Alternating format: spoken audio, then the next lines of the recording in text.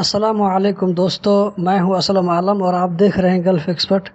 दोस्तों, आज की वीडियो में एक नई और बिल्कुल फ्रेश जानकारी आप लोगों के साथ शेयर करने वाला हूं।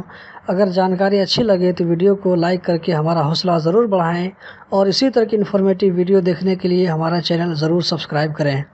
दोस्तों, इससे पहले अगर हम मैनुअल तरीके से कंपनी चेंज के लिए पासपोर्ट ऑफिस में एप्लीकेशन जमा करते थे तो 2 या 3 दिन के बाद अप्रूव होने के बाद आपको इस तरह शो करता था अप्रूव्ड, यानी कि ये एप्लीकेशन एक्सेप्ट हो गया है। इसके बाद सिर्फ एक काम करना पड़ता था, कफ़ील या मंदूब के आईडी कार्ड से अगर पहली मरतबा है तो 2140 रियाल पे करके नई कंपनी में ट्रांसफ़र होने और नया आईडी कार्ड के लिए अप्लाई करना पड़ता था।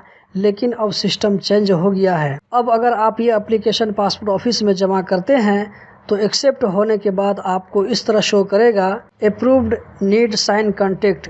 इसका मतलब ये हुआ कि ये एप्लीकेशन एक्सेप्ट हो गया है, लेकिन अब इसके लिए एग्रीमेंट बनाना पड़ेगा। एग्रीमेंट कैसे बनाते हैं वो भी बता देता हूँ। दोस्तों, जिस नई कंपनी में ट्रांसफ़र हो रहे हैं उस कंपनी के मंदूब या कफ़ील का स्मार्ट आईडी कार्ड चाहिए।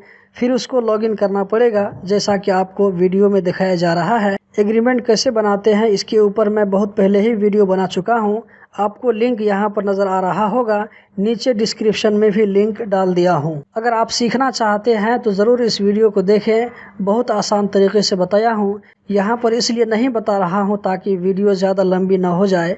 एग्रीमेंट बनने के बाद लेबर ऑफिस से स्टाम्प लगवाना पड़ेगा। फिर उसके बाद ट्रांसफ़र के लिए इस ऑप्शन को यूज़ करके काम कंप्लीट हो जाएगा। इसकी भी वीडियो आपको यहाँ पर नज़र आ रही होगी, नीचे भी लिंक डाल दिया हूँ।